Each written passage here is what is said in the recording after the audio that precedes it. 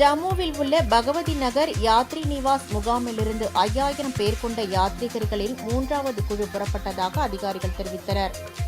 காஷ்மீரின் இமயமலையில் 3880 மீட்டர் உயரத்தில் அமைந்துள்ள அமர்நாத் குகை கோவிலில் இயற்கையாக உருவாகும் பனிலிங்கத்தை தரிசிக்க பக்தர்கள் ஆண்டுதோறும் யாத்திரை மேற்கொள்வது வழக்கம்.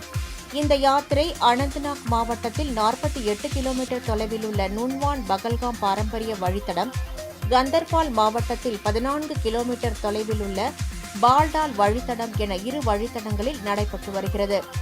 அதன்படி அமர்நாத் யாத்திரையில் பங்கேற்பதற்காக 4812 யாத்ரீகர்களை கொண்ட 3வது குழு பகவதி நகர் முகாமில் இருந்து 2 தனித்தனி வாகனங்களில் புறப்பட்டதாக அதிகாரிகள் தெரிவித்தனர்.